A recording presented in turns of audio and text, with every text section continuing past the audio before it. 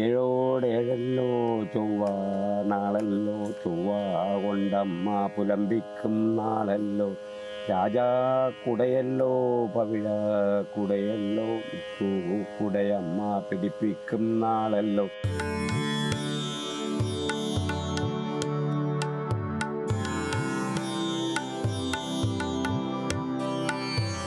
ഉദിനൂർ ദേശത്തിന്റെ മഹിമയും ആരോഗ്യവും സമ്പന്നതയും കാത്തുരക്ഷിക്കുന്ന അള്ളട ദേശത്തിന്റെ അധിപനായാണ് ക്ഷേത്രപാലകൻ കുടികൊള്ളുന്ന ഉദിനൂർ ശ്രീ ക്ഷേത്രപാലക ക്ഷേത്രത്തിന്റെ സങ്കല്പം.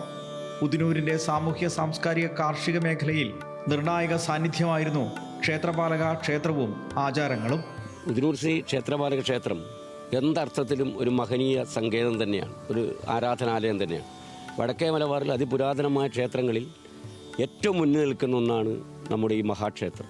ശിവ അംശവും കാളരാത്രി അമ്മയുമാണ് ഇവിടെ പ്രധാന പ്രതിഷ്ഠ. എല്ലാ ജാതിമത വ്യവസ്ഥിതികൾക്ക് അതീതമായി ഒന്നിച്ചു ചേരുന്ന ഒരു ഇടമായിട്ട് നമുക്കിതിനെ കാണാൻ കഴിയും. പുരാതന കാലങ്ങളിൽ ഇത് ചന്ദേരമടിയൻ തറവാട്ടുകാരുടെ ആയിരുന്നു ഇതിൻ്റെ ഭരണ സാരഥികൾ.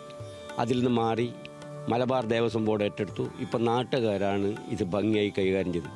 ക്ഷേത്രപാലകനും കാളരാത്രി അമ്മയുമാണ് പ്രധാന പ്രതിഷ്ഠകൾ.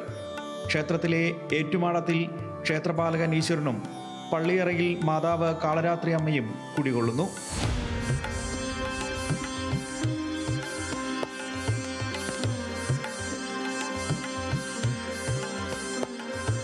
പടിഞ്ഞാറേ ഗോപുരത്തിന് പുറത്ത് കടലിലേക്ക് കണ്ണുനീട്ടിയിരിക്കുന്ന യോഗീശ്വരൻ കുടികൊള്ളുന്നു.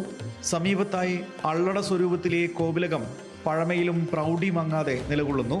ഇതിപ്പോൾ പുരാവസ്തു വകുപ്പിന്റെ കീഴിലാണ്. 1200 മേലെ കൊല്ലമായി ഈ ക്ഷേത്രം നിർമ്മിതമായിട്ട് എന്നാണ് ചരിത്രത്തിൽ പറയുന്നത്.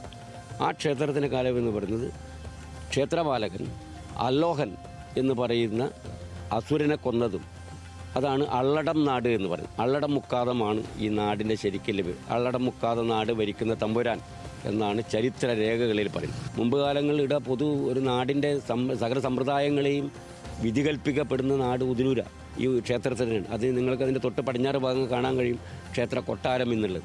ക്ഷേത്ര കൊട്ടാരത്തിനകത്തിരുന്ന അതിൻ്റെ ജന്മികൾ അതിൻ്റെ മുകളിൽ കയറിയിരുന്ന് എന്താണോ ഈ നാടിനുണ്ടായിരുന്ന വ്യത്യസ്തമായ ഇടപെടലുകൾ അതിനൊക്കെ വിധി കൽപ്പിക്കപ്പെടുന്നവരായിരുന്നു. പിന്നീട് ഞങ്ങൾ ഭരണസമിതികൾ ചേർന്ന് കേരള പുരാവസ്തുവിനെ കൈമാറി. ക്ഷേത്രത്തിന്റെ സമീപത്തുള്ള കാവുകൾ വലിയ പാരിസ്ഥിതിക പ്രാധാന്യത്തോടെയാണ് ഭരണസമിതി സംരക്ഷിക്കുന്നത്. വെള്ളവേറൻ കടൽപ്പരുന്തിന്റെ ആവാസ കേന്ദ്രങ്ങളിൽ ഒന്നാണ് ക്ഷേത്ര പരിസരത്തെ കാവിനടുത്തുള്ള കൂറ്റൻ പൈൻമരം. ഇത്തരത്തിൽ അത്യപൂർവ ജൈവ സാന്നിധ്യത്തിന് സംരക്ഷണ കവചമായി കൂടി നിലകൊള്ളുകയാണ് ക്ഷേത്രപാലക ക്ഷേത്രമെന്ന ആത്മീയ പരിസരം. ക്ഷേത്രാരാധന മാത്രമല്ല ആത്മീയ രീതിയെന്ന് ബോധ്യപ്പെടുത്തുകയാണ് പല ക്ഷേത്രങ്ങളും. ശ്രീ ഉദിനൂർ ക്ഷേത്രപാലക ക്ഷേത്രം നമ്മെ പഠിപ്പിക്കുന്നതും ഈ പരിസ്ഥിതി പാഠമാണ്. ഉദിനൂരിൽ നിന്നും ക്യാമറ പേഴ്സൺ ജെറിയോടൊപ്പം രതീഷ് വാസുദേവൻ, ന്യൂസ് മലയാളം.